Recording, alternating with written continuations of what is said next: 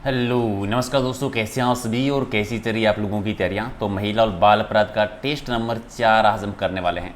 आज इसके complete 200 question हमारे पूरे हो जाएंगे और भी टेस्ट करेंगे, तो लाइक शेयर आप ज़रूर कर देना। और इन सब की अगर आप पीडीएफ लेना चाहते हैं तो टेलीग्राम पे मिलेगी, जिसका लिंक है प्रहलाद सारण सर के नाम से।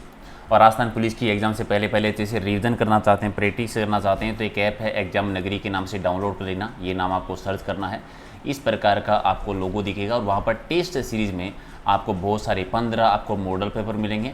500 टॉप क्वेश्चन महिला बाल अपराध के और 500 ही क्वेश्चन कंप्यूटर के आपको मिलेंगे। और प्लस में आपको कुछ क्वेश्चन इंडिया जीके के यानी बी और पार्ट के भी। तो अभी डाउनलोड करना है और वहाँ पर जाकर रिव्यू जरूर देना है कि आपको टेस्ट सीरीज कैसी लगी। तो कर दीजिए लाइक शेयर और 10 मिनट का समय मिलेगा आपको। 10 मिनट में टॉप आपको 51 क्वेश्चन के आंसर देने। जो भी आपका स्कोर रहे, जितने भी क्वेश्चन आप सही कर सकते हैं, आप लास्ट में कमेंट करके बता दीजिएगा। तो पहला हमारा है कि बेटी बचाओ बेटी पढ़ाओ योजना की शुरुआत है वो कब हुई थी, और ये 2015 में 22 जनवरी 2015 को। तो एक आपका सही है। अगला कि भारतीय दंड संहिता का निर्माण किसने किया था, यानी किन के टाइम पर हुआ था। तो भारतीय दंड संहिता के जो निर्माता माने जाते हैं वो है कैनिंग। तो राइट आंसर आपका 1 नंबर सही। तीसरा कि पुलिस की गिरफ्तारी के वक्त महिलाओं के कौन से अधिकार होते हैं। जब किसी भी महिला को पुलिस गिरफ्तार करती है तो महिला की तलाशी केवल महिला पुलिसकर्मी ही ले सकती है, तो ये महिला का अधिकार होता है।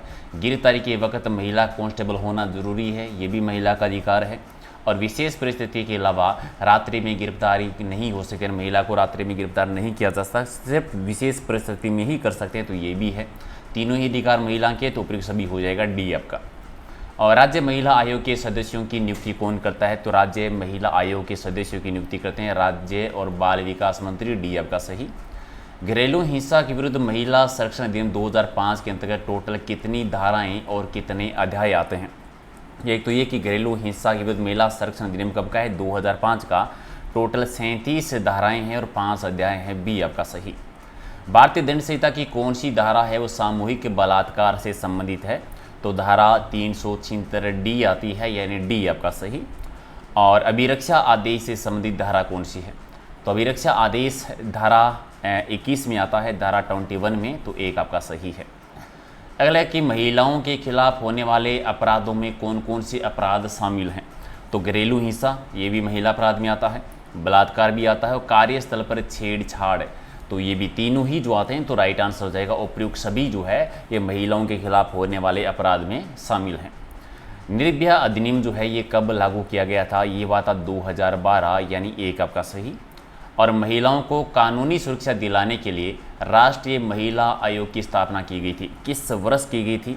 तो राष्ट्रीय महिला आयोग बना था 1992 में, तो राइट आंसर सी। ओके, अगला है कि किस धारा के अधीन बाल विवाह प्रतिषेध अधिकारी भी नियुक्त है। तो बाल विवाह प्रतिषेध अधिकारी की नियुक्ति जो होती है वो धारा 16 की उपधारा 1 में होता है, एक आपका सही। और कार्यस्थल पर महिला के साथ यौन उत्पीड़न यानी रोकथाम निषेध और निवारण अधिनियम 2013 लागू कब हुआ था, प्रभाव में कब आया था, 9 दिसंबर 2013 को, एक आपका सही। अगला कि अनैतिक व्यापार निवारण अधिनियम 1956 के अंतर्गत अपराध क्या है गए है। तो राइट आंसर आपका एक हो जाएगा। नेक्स्ट है कि पोस्को एक्ट के अंतर्गत बच्चों के द्वारा किए गए अपराध का मामला किस न्यायालय में संचालित होता है। तो पोक्सो एक्ट के अकॉर्डिंग बच्चों के जो अपराध हैं उनका जो मामला चलता है वो किशोर न्यायालय में चलता है, सी आपका सही। और महिलाओं का कार्यस्थल पर लैंगिक उत्पीड़न अधिनियम 2013 में सुलह के प्रावधान है वो किस धारा के अंतर्गत है। तो लैंगिक उत्पीड़न अधिनियम कब का है, 2013 का, और सुलह का जो प्रावधान है वो धारा 10 में आता है, तो बी आपका सही। और घरेलू हिंसा अधिनियम 2005 के तहत बंद कमरे में सुनवाई का प्रावधान है वो किस धारा में है। तो बंद कमरे में सुनवाई का प्रावधान धारा 16 में आता है, यानी बी आपका सही है। और आईपीसी की कौन सी धारा है जिसके तहत महिला का स्त्रीधन वापस मांगा जाता है। महिला का स्त्रीधन जो है वो धारा 406 के अकॉर्डिंग वापस मांगा जाता है, तो एक आपका सही। और अगला है कि महिला का कार्यस्थल पर लैंगिक उत्पीड़न अधिनियम 2013 के तहत गठित स्थानीय शिकायत समिति से संबंधित कथन कौन सा सही लग रहा है। तो पीड़ित महिला की शिकायत की सुनवाई, ये भी ठीक है। समिति की अध्यक्ष है वो महिला ही होगी, ये भी सही है। और समिति के अन्य सदस्यों में से एक ST/SC की जुड़ी महिला होना जरूरी है, तो सभी सही है, तो डी आपका सही। और घरेलू हिंसा के मामले में कौन शिकायत दर्ज करवा सकता है। तो घरेलू हिंसा में जो पीड़ित है वो स्वयं भी शिकायत कर सकती है। पीड़िता का कोई संबंधी है वो भी शिकायत कर सकता है, या कोई ऐसा व्यक्ति है जिन्होंने घरेलू हिंसा जो घटना हुई है उसको भान लिया हो, देखा हो या उसकी जानकारी हो, तो वो भी शिकायत दर्ज करवा सकता है। तो उपयुक्त सभी डी हो जाएगा सही। घरेलू हिंसा के दायरे में कौन कौन शामिल आते हैं? तो घरेलू हिंसा में जो है स्वास्थ्य का संकट भी होता है, सुरक्षा का संकट भी है, आर्थिक स्थिति भी है, सारे आते हैं, तो डी आपका सही। ओके, घरेलू हिंसा अधिनियम 2005 के अंतर्गत घरेलू नातेदारी के अंतर्गत कौन आते हैं? घरेलू नातेदारी में यानी जो साझा गृहस्थी में रहते हैं वो, और जो पूर्व में साथ रहे हो, दोनों ही आएंगे, तो दोनों का तन सत्य है, तो डी हो जाएगा सही। और इनमें से कौन सा सम्मिलित है उसका चुनाव करें? किशोरी न्याय अधिनियम 2003, ये नहीं, लैंगिक अपराधों और बाल संरक्षण का पोक्सो एक्ट 2012 का, ये सही है, तो बी हो जाएगा सही। और किसी सार्वजनिक मंच पर या सार्वजनिक स्थान पर अश्लील गाने गाना या शायरी सुनाना किस धारा के में दंड का प्रावधान है? तो धारा 294 में आती है, बी आपका सही। अगला है कि खोया पाया ऑनलाइन पोर्टल है वो कब संचालित हुआ था? ये हुआ था 2 जून 2015 को। नेक्स्ट है आपराधिक भय और आपराधिक बल किस प्रकार के घरेलू हिंसा में शामिल है? आपराधिक भय और अपराधी बल जो है ये आते हैं शारीरिक दुर्व्यवहार के अपराधों में, तो राइट आंसर बी। और किसी भी स्त्री को इच्छा विरुद्ध अश्लील साहित्य दिखाने पर किस धारा में सजा का प्रावधान है? किसी भी महिला को अगर आप अश्लील साहित्य दिखाते हैं उनकी इच्छा के विरुद्ध, तो धारा 354A के अकॉर्डिंग इसमें सजा का प्रावधान है। और घरेलू हिंसा से महिलाओं को संरक्षण अधिनियम 2005 की धारा 31 का भाग 1 में अपराध कैसा माना गया है? तो घरेलू हिंसा में गए और अजमानत अपराध की श्रेणी में आता है, सी आपका सही। राष्ट्रीय महिला आयोग के नए भवन का नाम क्या रखा गया है? तो नए भवन का नाम है निर्भया भवन, सी आपका सही। और मुस्लिम समाज में प्रचलित 3 तलाक प्रथा को और किस नाम से जानते हैं? 3 तलाक प्रथा को आप मौखिक तलाक भी कह सकते हैं, तलाक के विद्युत भी कह सकते हैं, इंस्टेंट तलाक भी कह सकते हैं, तो सारे ही सही हैं, डी आपका सही। और सुप्रीम कोर्ट के द्वारा अगस्त 2017 को 3 तलाक प्रथा को निरस्त करते हुए उसे असंवैधानिक और गैर कानूनी करार दिया था। इस फैसले की जांच है और 5 जजों की संवैधानिक पीठ के मुखिया कौन थे? तो 5 जजों की जो पीठ बनी थी उसके मुखिया थे जगदीश चंद्र खेर, डी आपका सही। और आईपीसी की कौन सी धारा में द्विविवाह विवाह दंडनीय अपराध है? 2 विवाह दंडनीय अपराध आता है, धारा 494 में, एक आपका सही। और बाल सुधार गृहों में मात्र उन्हीं अपराधियों को भेजा जाता है जिनकी अवधि प्रदान की गई, कितनी सजा का? 3 वर्ष, डी आपका सही। और CWC का पूरा नाम क्या होता है? CWC की फुल नाम है चाइल्ड वेलफेयर कमेटी, यानी एक आपका सही। ओके, दहेज प्रतिषेध अधिनियम में टोटल धाराएं कितनी आती है? तो टोटल 10 धारा हैं, सी आपका सही है।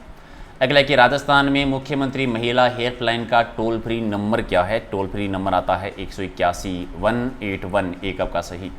और राजस्थान राज्य बाल अधिकार संरक्षण आयोग का गठन कब किया गया था? बाल अधिकार संरक्षण आयोग बना था 9 जून 2009 को। और पॉक्सो एक्ट की कौन सी धारा में मीडिया के द्वारा बालक की पहचान उजागर करना दंड का प्रावधान है? बालक की पहचान उजागर नहीं कर सकते, ये धारा 23 के अकॉर्डिंग अपराध माना जाता है। और CRPC की किस धारा में प्रावधान है कि किसी भी महिला की तलाशी लेना आवश्यक हो तो उनकी शिष्टता का ध्यान रखते हुए अन्य महिला के द्वारा ही तलाशी ली जाएगी? और ये धारा 51 में आता है, धारा 51 में। और इनमें से कौन सा जोड़ा सही नहीं है? दहेज प्रतिषेध अधिनियम 1961 का है, सही है। सती निवारण अधिनियम 1987 का है, सही है। अनैतिक व्यापार अधिनियम 1976 का, ये गलत है। और महिला का अशिष्ट रूपण प्रतिषेध अधिनियम 1900, ये भी सही है, तो सी हो जाएगा राइट आंसर। दुष्कर्म के लिए फांसी की सजा का प्रावधान करने वाला पहला राज्य कौन सा है? MP। और पॉक्सो एक्ट 2012 की नोडल एजेंसी कौन सी है? तो नोडल एजेंसी है महिला एवं बाल विकास मंत्रालय।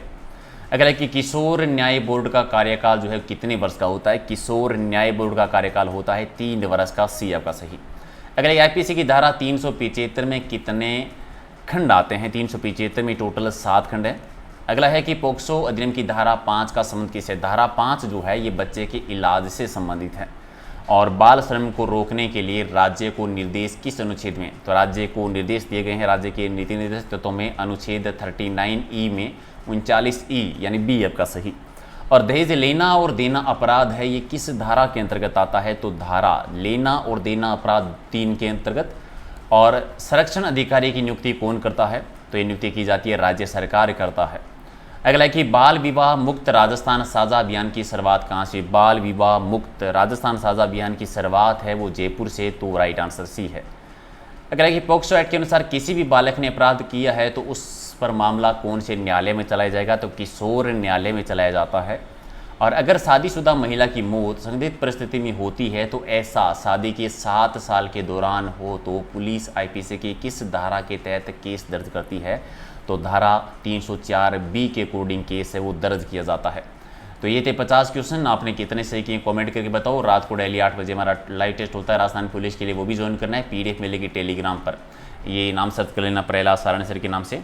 और पुलिस कांस्टेबल का मॉडल पेपर अगर आपने अभी तक नहीं लिए हैं तो ले लेना, प्रैक्टिस करने के लिए ज़रूरी है, जहाँ पर 15 पूर्व मॉडल पेपर, महिला अपराध के 10 टेस्ट यानी टोटल 500 क्वेश्चन, और कंप्यूटर के भी 500 क्वेश्चन, और प्रैक्टिस सेशन यानी टोटल 5000 से भी ज़्यादा क्वेश्चन है वहाँ पर।